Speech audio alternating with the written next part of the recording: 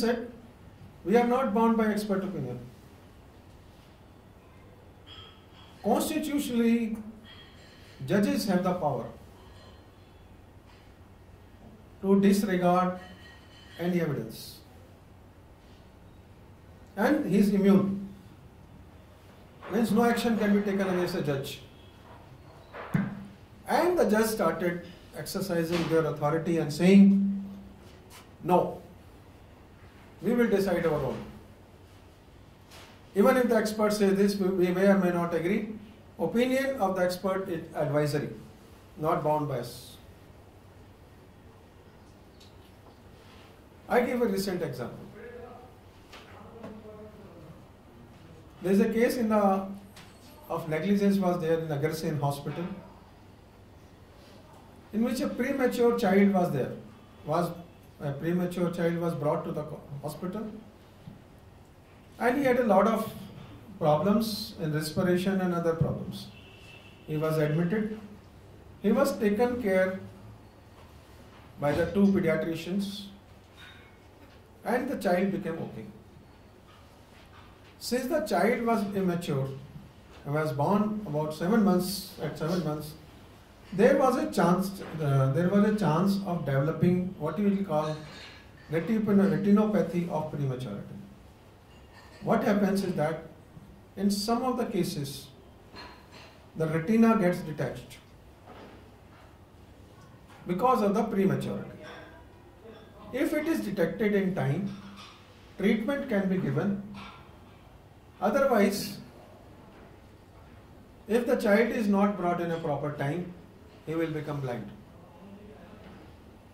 Since this was a premature child, the case was referred to the ophthalmologist, eye specialist for examination. Eye specialist examined the case and said that at this moment there is no retinopathy of prematurity, but parents are advised to bring the child for every 6 weeks for consultation. And the child was discharged. Parents did not come. And after 8 to 9 months, somebody told parents that your child is not able to see.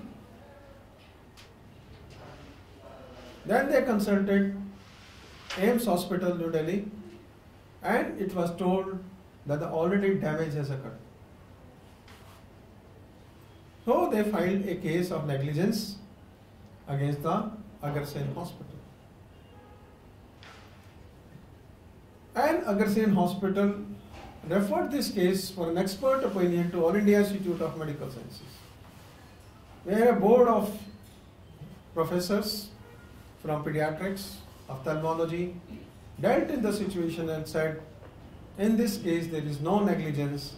Negligence is because of the parents. They did not bring the child to the hospital in time. But court disregarded. Court went into the case sheets and said there is no mention that retinopathy of prematurity has been done. Examination was done. Only it is mentioned. So a complete disregard was there, and a 64 lakh rupees fine was there in the hospital to be paid by the hospital and the doctors. Now, what could be the damages suffered by the patient? I have given this presentation to this computer. I would request all of you can collect this later on, or they can email it to you. What could be the damages suffered by the patient? First is loss of earning, expenses. Patient may say your treatment was very expensive. Reduction in the expectation of life because of long treatment.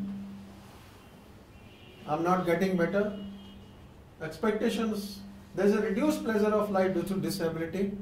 Suppose a fracture is there, it is not cured. You say, I am not able to raise my hands as I was able to. So I am not, pleasures of life are reduced.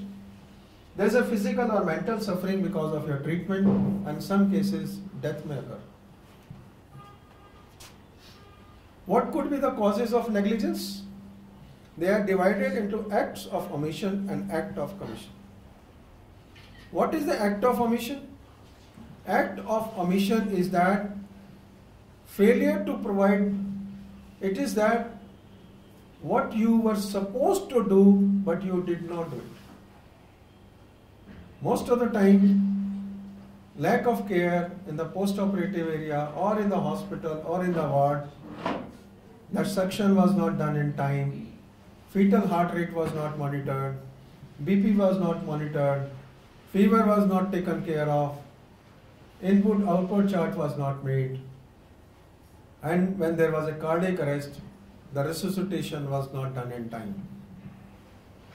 What could be act of commission? Act of commissions are that you did what you were not supposed to do it, in which we call is a doctrine of res ipsa loquitur, which says truth speaks for itself, where patient doesn't have to prove that negligence is there. You have to prove that negligence is not there. Onus of proving negligence shift from patient to doctor. He may say after operation there is a swab. You cannot say to the patient that you prove that I put it this way. You have operated and after that swab is there. You have left an instrument there. And the patient on X-ray says the instrument is lying there. In such cases, court will ask you to you prove.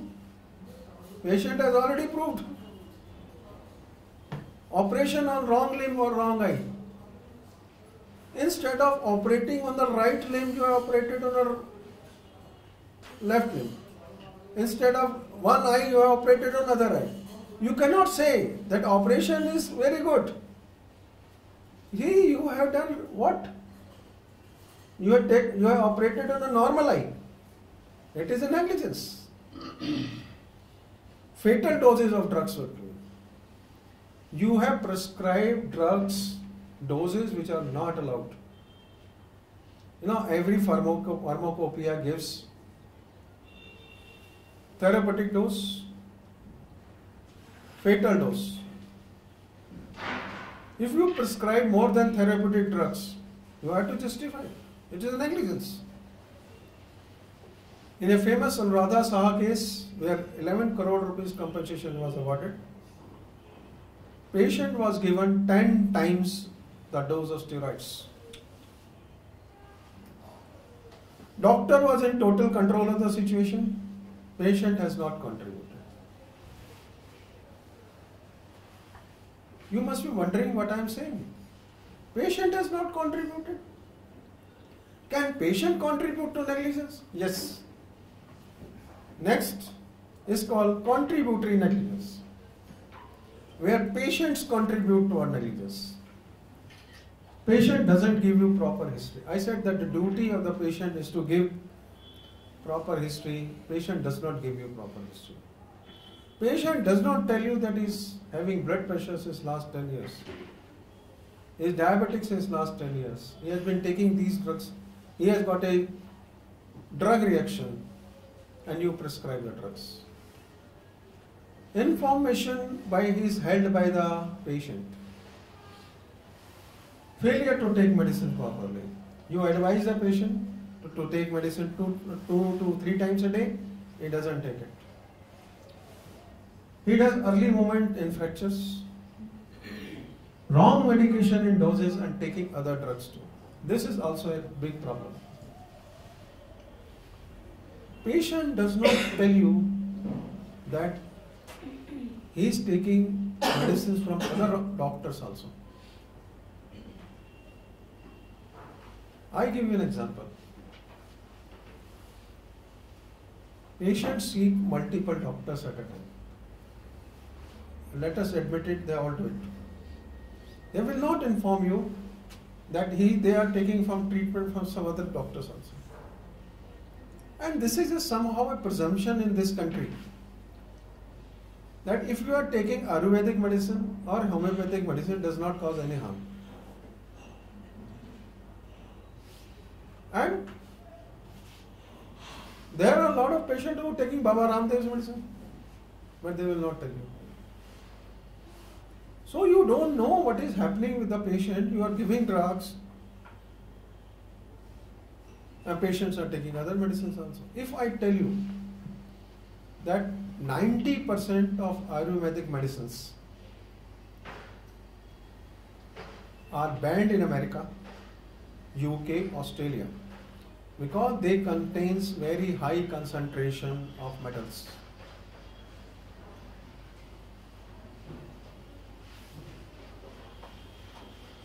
If you take churans, पेट सफा, कामयाब चूरन, the number one problem in India is IBS, irritable bowel syndrome, constipation. And so many patients take a lot of churans for that. And you know what these churans contains? Arsenic. Remember, a patient who is having kidney problem, he is in renal failure, and he is taking Ayurvedic medicine, consuming a lot of metals, putting a lot of pressure on kidneys. What he is doing? He is walking toward his own death. When I was in charge of toxicology laboratory at All India Institute of Medical Sciences, I found that a lot of doctors are taking homeopathic medicines for themselves and for their children. So I told them that you come and bring some samples to me, I will test in the laboratory what it contains. 98% samples turned positive for steroids. If you go to Punjab, in Punjab, every 10 kilometers a Baba is there.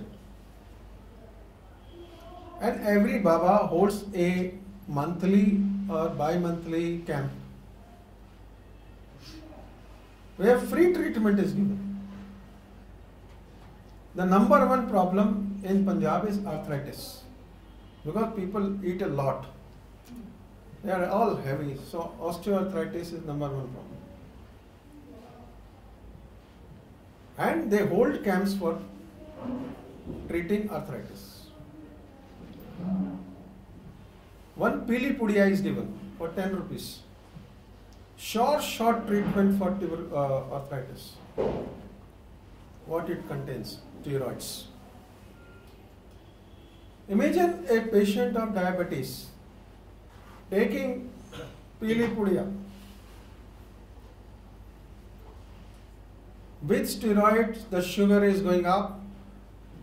You are giving treatment, sugar, you fail to understand why sugar is not coming down. Patient is not telling you. This is nothing else, contributory negligence, where patient is contributing to the negligence. But question is this: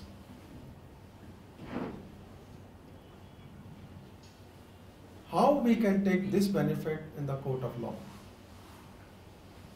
In the court of law, it is the duty of the doctor to prove that the patient was contributing. Sometimes patient interferes in their treatment. They will come and say, oh no, doctor, I won't agree. You have prescribed 3 times a day, I take once. No, you not prescribe. You prescribe this. You do this. I give you an example of Anuradha Saha case again. You know, Anuradha Saha was having this necrotizing skin condition called TEN. Yes, her husband, Dr. Kunal Saha, is a physician in US, and he was constantly interfering with the treatment of the doctors. When his wife was moved to the Beach Candy Hospital in Mumbai, he every day used to come with prepare a note to the doctor, say this new advice from US I sought, this is the new journal which says this, and the doctors were fed up. Sometimes they were saying, why don't you treat your wife? Why should you have brought it here? You should treat it. But he kept on interfering. And what happened? Doctors started writing on the case sheet itself that today Dr. Kunal Saha came and gave 10 scientific papers to consider. You know what was the effort? Supreme Court admitted it to a contributory negligence, and from the compensation they reduced 20 lakh rupees. But who has to prove? Burden of proof is on the doctor that the patient has contributed. So what is the best simple principle? Whenever a patient is coming to you, you ask the patient, are you taking medicines properly? And see the face. Then ask his spouse, husband or wife, he or she will say no. Document it. Put it in your records. Patient wife says he is not taking medicine properly. Are you taking some medicines? Yes, homeopathy. You record homeopathy medicine is being taken. This is called creation of record. If you create such a record multiple times and say to the judge, sir,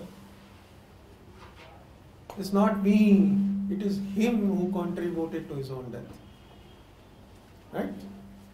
Next slide please, sir.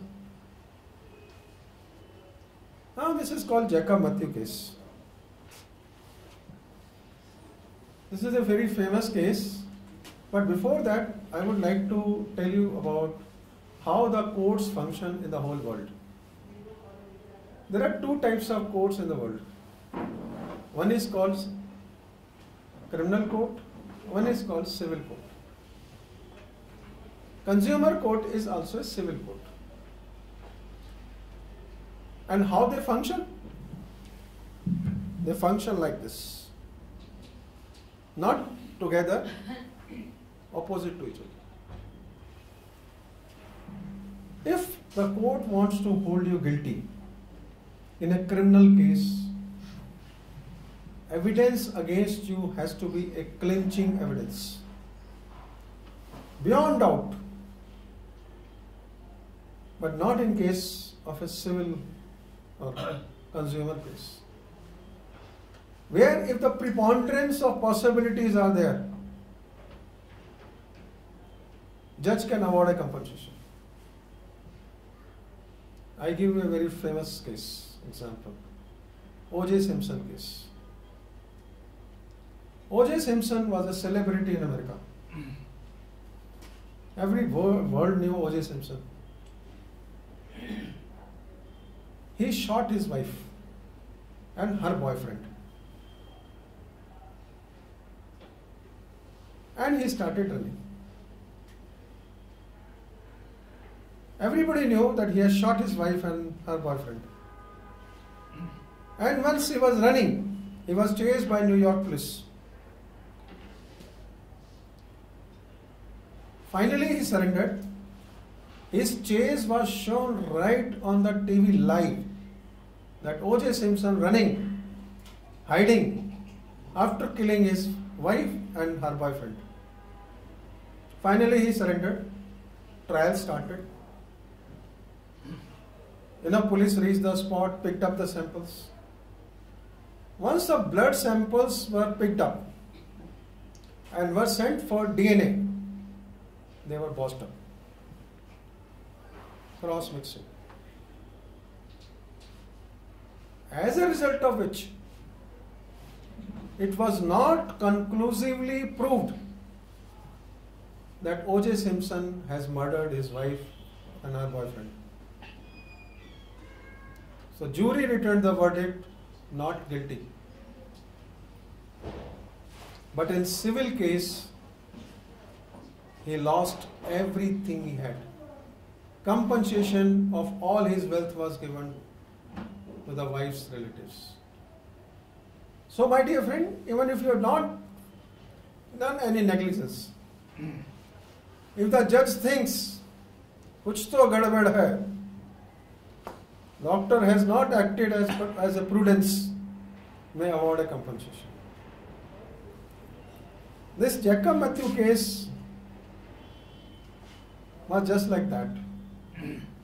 He was a 95-year-old male who was in the terminal stage of cancer, grade 4 metastatic cancer, was discharged by the hospital.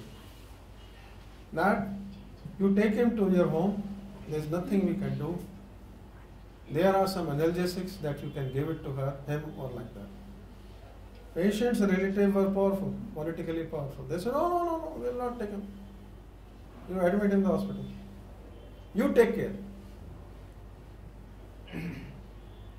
Once the patient had a problem and he had some problem, and the patient, doctor turned up 20 to 25 minutes late, and he had a respiratory problem. Oxygen cylinder was brought, but the oxygen cylinder was empty. There was no oxygen. By the time another oxygen cylinder was arranged, the patient already died. There were a lot of things were there. The case went into Supreme Court to decide on medical negligence. And once this case was there, a lot of parties became impleaded in this, they joined in this court, case. One was Delhi Medical Council. And Delhi Medical Council submitted an affidavit to the Supreme Court that, sir, you are going to decide what is a medical negligence in India. We would like to say that if the punishment is made hard, it may be possible nobody would like to become a doctor. Why should I become a doctor once I know that I am going to jail someday? I should also become an IT expert or do a clerical job in an office. Why should I do a medical profession? Once I know that anytime anybody can beat me, anybody can put me in jail, why should I? Before the court said, I just want to tell you about this section. This section is called 304A IPC, Indian Penal Code, Causing Death by Rash and Negligent Act. It is the section under which if a death occurs because of negligence in India, the person is booked in section 304A IPC. It's called as Causing Death by Rash and Negligent Act, and the sentence is 2 years or fine or both. It is the same section under which cases of road vehicle accidents are booked up, deaths occurring in the construction activities, railway and everything. Now I come to the judgment, sir. Finally, this judgment came in 2005. Before this judgment, I tell you what was the scenario. If a doctor was arrested in a case of negligence, if anybody files a complaint that the death of my relative has occurred because of this, the first thing police used to do was to arrest the doctor and seal the nursing home or seal the clinic. And next day the big news to come, doctor killed patient, doctor arrested, nursing home sealed. All your reputation gone for a toss in one's error. You may win in the court of law, but on that day, all your reputation, all your prestige, everything is gone. It's changed after this judgment. And I read the operative part of the judgment. It says, since the medical profession renders a noble service, Supreme Court admitted that we are doing a noble service. It is on record that yes, we are doing a noble service. It must be shielded from frivolous or unjust prosecution. Supreme Court admitted, yes, there are false cases against the doctors. And with this perspective in mind, the court went into the question as to what is actionable negligence in the case of professional. So the court decided what would be the negligence in India by the doctors. It says a simple lack of care, an error of judgment, or an accident, even fatal, will not constitute culpable medical negligence. What a relief. Now see carefully. A simple lack of care. I'm in this medical litigation since last 10 years. If you read the complaints written by the patients in the consumer court or the civil court, maximum time it will written, doctor was not responding, nurses were bad, hospital was dirty, telephones did not work, ambulance was not there, ambulance was not available, and lot. This is nothing else but simple lack of care. Error of judgment. We are all human beings. We all make error. So if you make a wrong diagnosis, it is not a crime. It is not a negligence. It is not that every time I have to be correct. Or an accident. Accident happen anywhere. Even in the hospital, accident happen. And will continue to happen. Till the human beings are there. There is a very old saying, to error is human. With all precautions, you can reduce the incidence of accident, but you can never make it zero. Only the possibility of accident will go down. Accident will never finish. Even with machinery. Machinery, mobile we are using. So many times it malfunction without reason. And then your friend say, restart it. And once you restart it, it becomes okay. So can you go to the Nokia and file a case that at this time it was not there, but once I restart it, it's become okay. Court will say, what is this? Not admissible. If the doctor had followed a practice acceptable to the medical profession at the relevant time, the concept of current medical practice. My dear friends, we are changing, evaluating and re-evaluating our treatment guidelines. What you are prescribing today may not, it may be changed after 20 years. What you are prescribing today, it was not there since 20 years ago. So you have to give the treatment whatever is in current. You cannot say that, no, I believe in the treatment which was given 1945. No. 2017. What is being taught today in your medical college, you have to prescribe that. He or she cannot be held liable for negligence. Or patient cannot say to you that you should be the best. You should have sent me to the best place. Then what is negligence?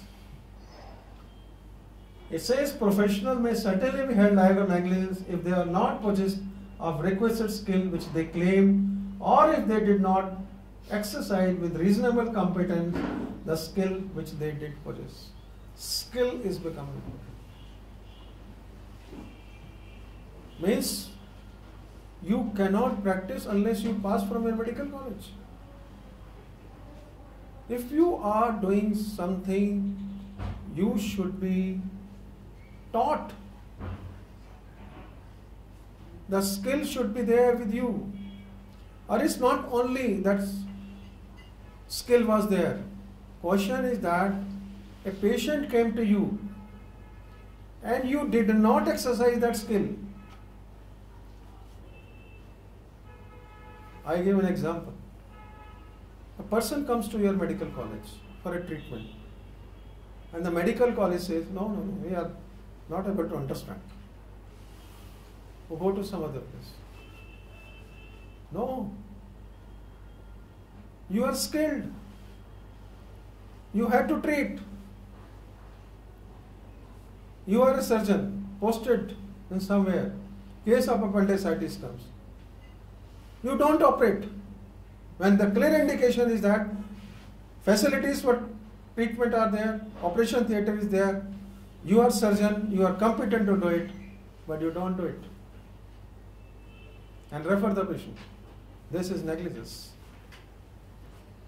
Now, if you remember, I just told in the section 304A causing death by rash and negligent act. But in cases of medical negligence, court said no. The word gross has not been used in section 304A of IPC, but so far as the medical profession is concerned, the level of negligence would have to be gross. What a relief the court has given to us. That unless you do a gross mistake, you are not liable. Next slide, please.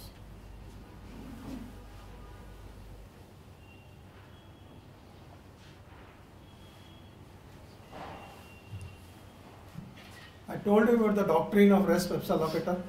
When you make a gross mistake, then in this judgment, lot of relief has been given to the doctors. First thing is that you would not be arrested. Just if somebody writes a complaint, there would be no arrest of the doctor. Even if you are arrested sometime, the bail would be given in the police station only. You have to just file a declaration, give your ID, everything, and declaration that I will not run away. But who is going to decide the medical negligence? Now came the role of current medical practice and current peer review. Peer review says your conduct will be viewed by your own colleagues. Just like a jury system in America. Jury system was also there in India. But a long time back, it was finished.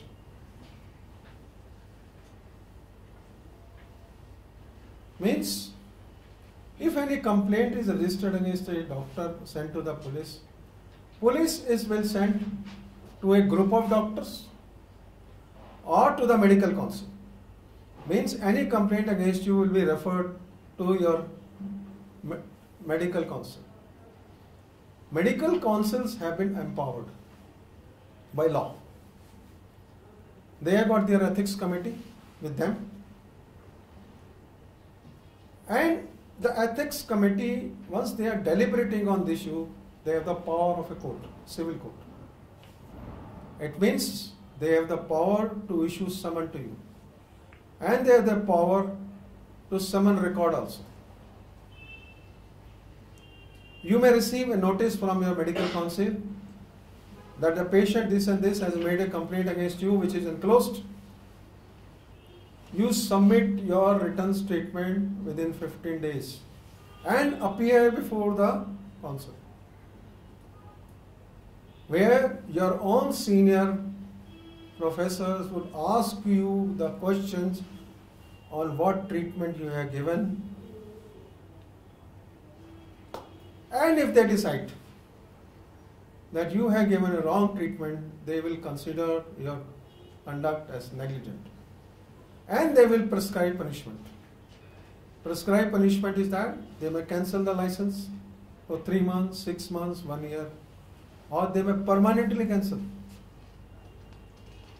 Or they may recommend that police action will be taken against you. And in such case, immediately the police will register a case. So, my dear friends, the basic thing is that you have to do current medical practice and need not worry. If you are doing a current medical practice, your conduct will be viewed by your senior and see that whether you follow the standard treatment protocol or not. Right? Next. Now, since this is a physician gathering, you have to tell me because at when to stop, right? Because this is a continuous lecture, right? Yeah. So you can say me after whenever is there. Right? Since this is a gathering of the physicians, so what are the medical legal issues in the practitioners of physician act of omission? This I compiled by looking at the complaints done by the patients. Failure to attend call in time. This is a common complaint against doctors. Doctor, I kept on calling you, you did not respond. You didn't pick up my phone. Now, who is responsible for this? Who is responsible for this complaint? We as a doctor ourselves. How many mobile phone numbers you have? Yeah, one. How many mobile numbers you have? Two. Two is the standard. How many two? How many have two mobile numbers? Majority? Have you written it on your prescription pad? Both the mobile numbers? Give me frank assessment. Just say whether yes or not. How many have written their mobile numbers on their prescription, two mobile numbers on their pad? Please. One. You have got one. What I say, you have written your mobile number on your prescription? To get the personal contact. What I want to say, are you not binding yourself by giving that number that patient can call you on your mobile at any time? I just ask you another question. Is the complaint is that patient calls you at 11 o'clock in the night to discuss certain issue? Or night at 2 o'clock? What precaution have you taken? Any idea? It's a discussion. Nothing. No. Sir, what you say? What precaution you have taken? That patient should not call you at 2 o'clock in the night. Yeah, immediately respond. Listen what are the complaint, what are the problem. Okay. Yes, sir. Are you ready to take the call at 2 o'clock? Yes. Okay. Because we are in a nursery. I agree. But you need to sleep also. But because the patient is in a very serious condition. No, suppose you are not able to lift your phone, you are sleeping. Yeah. But then the ring will naturally. You are not able to see every time is not possible. Your mobile battery will be Knock long. the door. Anybody who has taken any precautions? Anybody? I talk as a patient. I had called in the midnight because sometimes I have suffered severe attack in the midnight. Okay. And I used to call Dr. Sharaf from Chapuri. Okay. And I had lived as his neighbor for 3 years. And anytime when I have a severe attack, he is there and to heal me. Your perspective as a patient is well appreciated. Yes, I am as a patient. But I am not teaching doctors. I'm the only Okay. patient. This I agree with you, patient. That you have the right to call at any time. Yeah. I think, What you say? What precaution have you taken? if possible, we should keep ready to attend the phone call. I agree. Yeah. You see, you are not getting the point what I want to say. Yeah, I get. But What I want to say, Yeah. we as a doctors, Yeah. ready to help the patient at any time of